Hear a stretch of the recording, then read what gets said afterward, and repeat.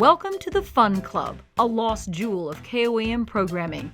These grainy reels may not seem like much today, but at one time, generations of local kids clamored for their 15 minutes of fame on this iconic children's show. It was just a pretty big deal to come out here and be on the Fun Club. We remember sitting in the bleachers at the Fun Club, so that was a big deal for us at that time. It was very popular. It was a big deal, yeah. A big deal for the countless children who made an appearance on the program, running from 1958 until 1985. The Fun Club had everything an area boy or girl could want: cartoons, puppets, music, even an authentic Hollywood cowboy. His press clippings say he was 6'8", and I don't doubt it. And then he put on a 10-gallon hat to do a show, and his cowboy boots. He was just enormous, but friendly, and nobody seemed to be intimidated by him.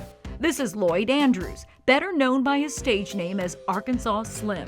Originally a Western character actor from Gravette, Arkansas, Andrews joined as a co-host of the Fun Club in 1963. Slim was a movie star.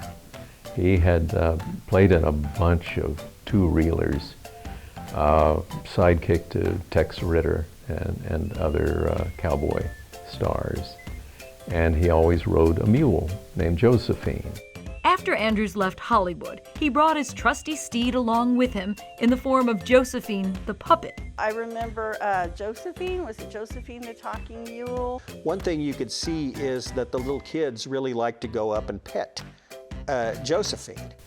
So Josephine had big buck teeth and long floppy ears. Very nice puppet. And so Josephine would talk like this. Well, he would throw his voice. I can remember him making up this funny noise or sound of the voice of the mule. And it was just funny. And he would kind of crack corny jokes, you know. And of course, as kids, we thought that was funny. It seemed like Josephine sang in different voices a lot, which I wondered, you know, just how talented is that mule, you know, to be able to do that. I never noticed that when Josephine would come on and do her songs, I never saw her and the 49er together at the same time. It took me years later to realize that he was the one who was doing the puppeteering backstage. Occasionally, Josephine was joined by the second puppet character seen here, a wrinkled old man named Gabby Gus. And I remember him well because the Gabby Gus that Slim was using was made out of latex rubber. And latex, even if it's cured, at some point, everything that was liquid returns to that state. And he was starting to fall apart. So he hired me to make a new Gabby Gus for him. Dale Switzer, a retired KOAM employee of 47 years, occasionally directed the Fun Club during his early days at the station. His previous experience making puppets for the on-air commercials allowed him to assist Andrews with this special project. And I had never made a full three-dimensional puppet before, but I made one for him and charged him $9 for it. Slim was actually kind of a Hollywood hanger-on. He was the old 49er character in a Los Angeles TV station. But TV was changing quite a bit from the way it had been in the 50s. And that change overtook the bigger markets in the beginning. And so he found himself out of work. And so he went to Fresno. And there was a little independent station, and he played the 49er character there almost immediately after leaving Los Angeles. And then eventually the changes caught up to him there. And on his way back home, he stopped here. And change had not overtaken us and wouldn't for several more years. Along with star power, Andrews brought astonishing musical talent to the Fun Club, providing the singing voices for Josephine and Gabby Gus, as well as his weekly instrumental performance. He could supposedly play over 100 musical instruments, some of which weren't real instruments, of course. They were a length of rubber hose and a spring from a spring door.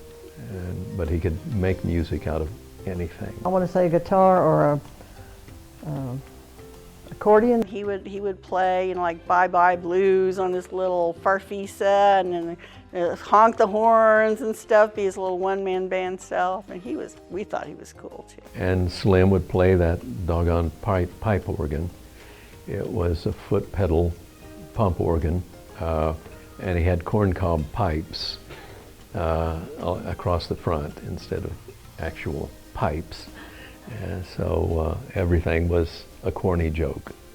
It was the same fun day in and day out. As Switzer recalls, the Fun Club used the exact same format for each weekly episode. The script was in their heads. One episode of Fun Club was exactly like all the rest. The only real difference was the number of kids. Sometimes you would have a swarm, and sometimes, especially if the weather were bad, you'd have 6 or 8 kids and a lot of Jot cartoons. You know, if I remember correctly, it was just kind of whoever showed up. They wanted to see that same show, but starring them. Kids would have their birthday parties there, and I think that's mainly how you would get on there. And they would make paper crowns with the glitter, you know, whatever your age was, and then they would introduce you on the show what your name was and where you were from, because it was popular from Columbus to Fort Scott to Parsons to all the surrounding areas up there. They were there in their crowns and their parents, and of course you'd always pan the audience at some point. For KOAM traffic manager Jill Nelson, the Fun Club was both a childhood memory and a part of her job. After appearing on the show twice as a child, she later went to work for the station and was enlisted to assist in the show's production. We taped at the same time every Friday, so every Friday we prepared the studio for the Fun Club, which meant putting out bleachers, getting out the little barn for Josephine the mule, and sometimes if it was Christmas we had Santa Claus. Jill especially recalls the birthday crowns used on the show, which she occasionally helped to make. They came in our offices, handed us a stack of red construction paper and said, the lobby is full of kids, start making crowns. And we're talking a very basic construction paper crown. They brought us the red construction paper, glue, and glitter.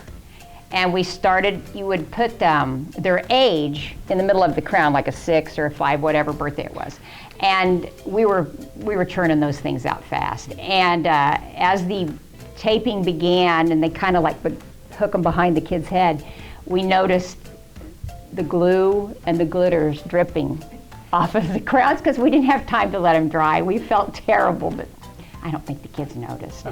One of the Fun Club's long-standing hosts, television reporter Roger Neer, would bring out his microphone on each episode of the show, asking visiting children for their name, age, and school. Yeah, it was a little scary because we knew that Roger Neer would be coming around with his microphone and interviewing us, and you know, by the time he got to them, they would just be struck dumb.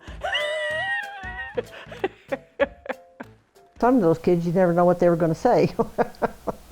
I do remember my sister being with me, and she was maybe 2 years old and not real verbal yet. But Roger Neer came up to her with a microphone, and he said, "And what's your name, little girl?" And she just looked at him, dumbfounded. She couldn't even squeak a word out. So, being a helpful big sister, you know, I said, "Her name is Amy." And he just kind of looked over at me, and he said, "And how old are you?" I said, "She's 2." And he said, "Let her talk." And it's just like, oh my gosh, my face must have turned 50 shades of red. Though the show is fondly remembered for its puppets, music, and charming hosts, many of the children watching at home were most invested in the Fun Club's weekly cartoons. In the program's early days, it was even named after a cartoon character. And then it was known as Popeye Fun Club. They showed cartoons. They showed the Popeye cartoons. If the show came up short, didn't have a whole lot of kids there, Slim would always talk to each one of the kids, find out where he was from. And then to fill the time, there were Jot cartoons. Those were provided by the Southern Baptist Radio and Television wing that had little cartoons with a character named Jot, and they always had a little moral, and they were free. So, you know, you liked the cartoons and you liked a lot of what they were doing with the kids, and that was all there was. I mean, you had these kids programming. You weren't going to have the adults come in and turn the station because it was kids programming all the way until it was time for the news. In the 1950s, the show's host even took on cartoonish personas. Here's Tom Freeman, a KOAM sportscaster who hosted the original Popeye Fun Club under the pseudonym Uncle George. Next to him, the precursor to Slim Andrews, a local celebrity, Rex King, known as the Cowboy King. Once you started rolling, it just kept going. It would break when it was time for a Jot cartoon. The Fun Club kept rolling for nearly 3 decades, but as changes in television production eventually caught up with the local station, the show finally reached its last episode. Media in general, things like that were just kind of phasing out. And it was kind of sad. It had probably ran its course. Things were changing, but and it was a sad day when I remember when that ended, and it seems like it had kind of been struggling there at the end. We changed hands. A company from Delaware bought us and started doing away with a lot of the things that were mainstays of the heritage of KOAM. And one of them was Melody Matinee. Another local treasure, Melody Matinee, was a daily program that featured regional country music performers and entertainers, among them Slim Andrews himself. But they were kind of making a clean break with the past. And if there wasn't going to be a Melody Matinee, there was no reason for Slim to come up on a Friday and do Fun Club. And so that went away also. A lot of people really missed Melody Matinee, and Fun Club had been just such a tradition. An unfortunate casualty of changing times. Over the years that followed, Switzer received many requests for footage from the show. Hi, kids! I wouldn't mind watching a few minutes of one of those shows if somebody uncovered a complete show of it or something. You know, the most common question we get, probably to this day, is, I was on Fun Club, and they will give approximately when. Do you have any tape of that Fun Club by any chance that I could get my hands on? And one day I did the math. It would have been a $75,000 investment in videotape to keep the tape of the Fun Club, which obviously we weren't going to do. And then it would have taken up an entire room. For 31 years, there was hardly any footage of the Fun Club at all. Virtually every reel had been taped over, destroyed, or lost, victims to the inexorable flow of technologic progress. Then, in 2016, a small miracle happened. After receiving a tip from KOAM's promotions director, Dale discovered an old film reel dated to 1963 with the title KOAM TV Christmas written on the case. I looked at it and didn't get back to Vance. I immediately bought it. Just paid the buy it now price because this sounded too good to pass up.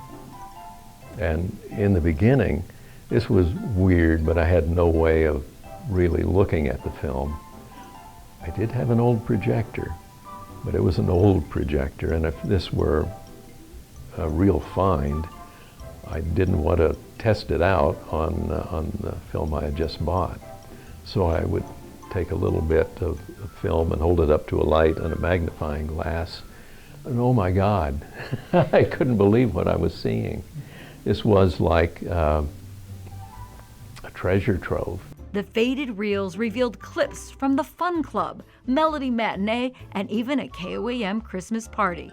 In 2016, KOAM shared these treasured memories with its viewers through the 5-part documentary series, The Lost Reels. It is a heritage that we don't think about, I think. We think of TV always having been sort of like it is now, or like it was in the 70s and 80s. But you go back to a time when you realize there was no videotape, everything was live or on 16mm film. For all the former viewers of the show, the Fun Club is fondly remembered, a cherished weekly source of entertainment, excitement, and comfort. The idea that our faces and our images could like be broadcast, you know, miles and miles away. We just thought that was really fascinating. You know, that was like really high tech, and we thought that, you know, that was just one step later would have been Hollywood. You know, we were just really on that trajectory there. It was exciting. It was just fun. I think it was just more the fact that it was something that you knew was going to be there. A lot of people still in the 4 states will recall being on Fun Club. It was a ritual you went through. At some point, it appeared just about everybody of that generation was on Fun Club or watched their friends on Fun Club.